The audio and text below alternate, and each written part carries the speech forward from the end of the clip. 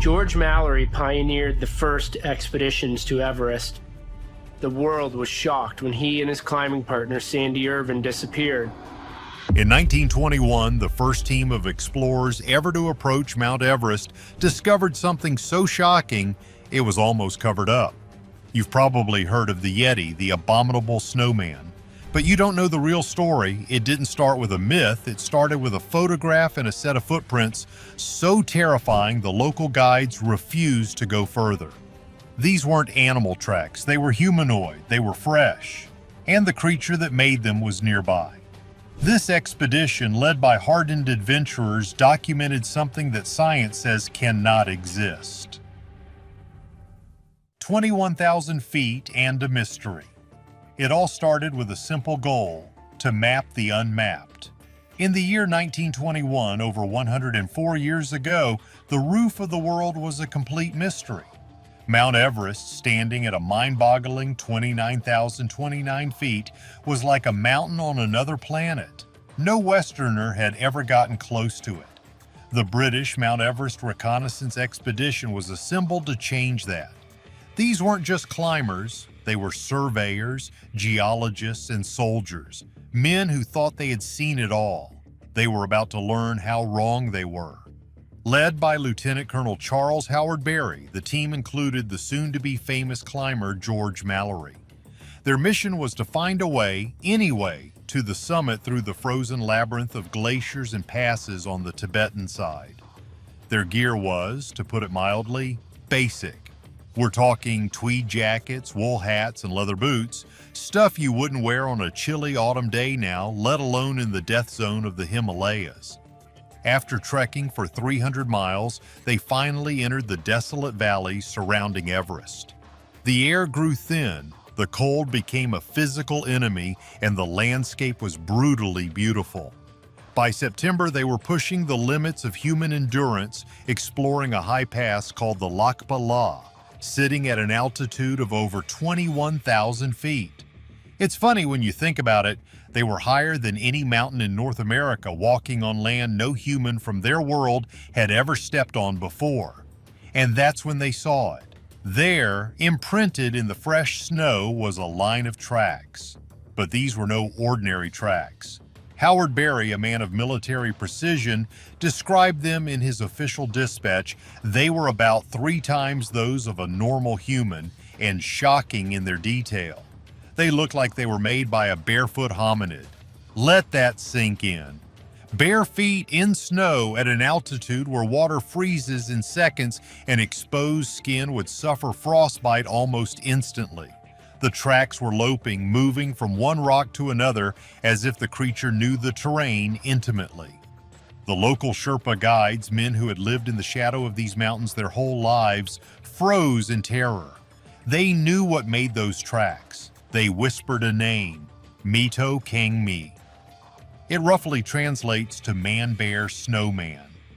This was their bogeyman, a wild creature of the high snows, and this was proof that it was real. Howard Berry tried to rationalize it, suggesting it might be the overlapping prints of a large gray wolf. But the Sherpas knew better. A wolf doesn't walk on 2 legs. A wolf doesn't leave prints that look like a giant man. The story gets even crazier from there. When the news reached India, a journalist named Henry Newman mistranslated the word Mito, which means man-bear, as Mech, which sounds like a local word for filthy or abominable. And just like that, the Abominable Snowman was born, a legend sparked by a mistranslation and a set of terrifying tracks. The team had set out to map a mountain, but they had ended up mapping the beginning of a global mystery. They had found proof of something unknown, something deeply disturbing lurking in the highest places on Earth. But the footprints were just the beginning of the strangeness they would encounter. Men of tweed and iron. To understand how bizarre that discovery truly was, you have to understand the world these men came from and the sheer insanity of what they were attempting. This wasn't a modern climb with GPS, Gore-Tex jackets, and supplemental oxygen. The year 1921 was closer to the Victorian era than to our own. The concept of climbing Everest was pure science fiction to most people. In fact, scientists at the time debated whether it was even possible for a human to survive at such an altitude. They believed the air was too thin to breathe and that anyone who tried would simply perish. This expedition was going in completely blind. Their maps were mostly blank spaces labeled unexplored. The team itself was a collection of Britain's toughest. George Mallory was a school teacher with a poetic soul and an unbreakable will. Alexander Kellis was a chemist and arguably the world's leading expert on high-altitude physiology. The surveyors, Henry Morshead and Oliver Wheeler, were military men tasked with charting 31,000 square kilometers of treacherous terrain. They were the best of the best, and yet the mountain began to claim them almost immediately. Dr. Kellis, the man who knew more about surviving at altitude than anyone alive, succumbed to heart failure during the grueling 300-mile trek just to get to the base of the mountain. It was a brutal reminder that this place was hostile to all life. Their challenges were monumental. They battled monsoon rains that turned valleys into mud pits, and then faced hurricane-force winds on the high passes that could rip a tent to shreds. The cold was a constant gnawing presence. At night, temperatures would plummet to well below 0 Fahrenheit. Food was basic, often just canned goods and biscuits. And then there was the altitude sickness, headaches, nausea, and a crippling exhaustion that made every step feel like lifting a block of cement. It was in this state of extreme physical and mental stress that they pushed forward into the unknown. They climbed peaks and crossed glaciers that had never been seen by Western eyes, naming them as they went. Believe it or not, Mallory even had a major photographic blunder. He was so exhausted and affected by the lack of oxygen that he loaded the photographic plates into his camera backward. All his initial, priceless photos of this new world came out as useless blanks. He had to rush to retake them, a mistake that shows just how much the extreme environment was messing with their minds. It's this context that makes the footprint discovery so much more chilling. These weren't thrill seekers making up tall tales. They were serious, methodical men, surveyors and scientists operating at the absolute edge of human survival. When they reported seeing something that shouldn't be there, it carried weight. They weren't just physically exhausted, they were mentally drained by a place that felt truly alien. And as they stared at those tracks, they had to wonder what else this mountain was hiding. A picture of nothing. So, what about the photograph? The title promises a disturbing photo, and this is where the mystery deepens and takes a sharp turn. The team had cameras and they took hundreds of pictures. They documented the jagged peaks, the vast glaciers, and the faces of the local people. These images are haunting, showing tiny men dwarfed by a landscape of impossible scale. But here's the crucial, frustrating detail that gets lost in most retellings. They did not photograph the footprints. There is no surviving picture of those massive barefoot tracks from the 1921 expedition. Why? The records are unclear. Perhaps in their oxygen-starved state, it didn't seem as important as mapping the route. Maybe the camera was too cumbersome to set up in the howling wind. Or maybe, just maybe, they were too unnerved to document it properly. This is what makes the legend so powerful. The story came back with the explorers, but the hard evidence didn't. It became a tale whispered by men who had been to the edge of the world and seen something they couldn't explain. For 30 years, the story of the Abominable Snowman was just that, a story. It was an adventurer's yarn, easily dismissed by skeptics back in London. But then came 1951. Another legendary explorer, Eric Shipton, was leading another Everest reconnaissance mission, and on the Min Lung Glacier not far from where Mallory's team had been, he found a footprint. This time he had his camera ready. The Shipton photograph is one of the most famous images in the history of cryptozoology. It is crystal clear. The print is sharp, showing a broad humanoid foot with a distinct thumb-like appendage on the side. Next to it, for scale, is an ice axe.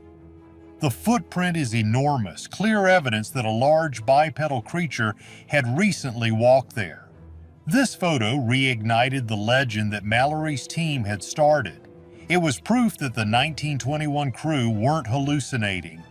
They had seen something real. The Shipton photo gives us a chilling glimpse of what Mallory, Howard Berry, and their team must have seen 30 years earlier. It validates their story and makes the lack of a photo from their own expedition all the more mysterious. What if they did take a picture? What if, like Mallory's other photos, it was mishandled and lost? Or what if the photo showed something even more disturbing than a footprint, something they were told to keep quiet about? The official story is that the 1921 expedition found a route up the mountain, but the unofficial story is that they found a monster. And without a photograph from that first encounter, we are left with only their unsettling words and a mystery that continues to grow with each passing year. But the real question isn't what they photographed, but what they might have been forced to hide. A conspiracy of silence. All right, let's step back and look at this like an average person trying to make sense of a wild story. This is where it gets really interesting. We have a decorated military officer, Charles Howard Berry, who sees these insane tracks, and his first instinct is to immediately write them off as a wolf. A wolf? Does that sound right to you? These were experienced outdoorsmen. They knew what animal tracks looked like, and their Sherpa guides, who knew that terrain better than anyone, were terrified. They didn't say wolf, they said wild man. The thing is, Howard Berry's explanation feels a little too neat, a little too quick. Was he trying to calm his men, or was he trying to control the narrative before it even began? Think about the implications. If the first ever expedition to the world's highest mountain came back with a story about a giant, unknown ape-man roaming the Himalayas, they would have been laughed out of the Royal Geographical Society. Their scientific findings, their maps, their incredible achievements, all of it would have been overshadowed. They might have been branded as crackpots. So it's not crazy to think that there might have been a gentleman's agreement to downplay what they saw. Report the tracks, sure, but provide a boring, rational explanation to kill the story. It was a classic move to protect a mission's credibility. But let's push it further. What if they saw more than just tracks? 3 years later, in 1924, George Mallory would return to Everest for one final attempt on the summit with his partner, Sandy Irvine. They were last seen going strong for the top, climbing into the clouds, and then they vanished. They were never seen alive again. For decades, their disappearance has been one of history's greatest mountaineering mysteries. We chalk it up to a fall or the weather or exhaustion. But what if it wasn't any of those things? What if the wild man their guides had warned them about was more than just a myth? The mountain doesn't just take people with falls and avalanches. Maybe, just maybe, it protects its secrets in other ways. This isn't just about a single set of footprints anymore, it's about a pattern of unexplained events on the world's most dangerous mountain. We think we know everything these days, with our satellites and our science. But a place like Everest, it's ancient. It's one of the last truly wild places on the planet. Are we so sure we know everything that hides in its valleys and on its high, windswept ridges? The official story of 1921 is a tale of heroic exploration. But the possibility remains that the true story is one of a chilling discovery, a story that was deliberately buried under a simple, unbelievable explanation about a wolf.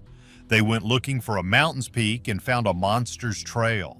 Does the Abominable Snowman still roam Everest's slopes, or was it all just a trick of the light and snow? Let us know your theories below.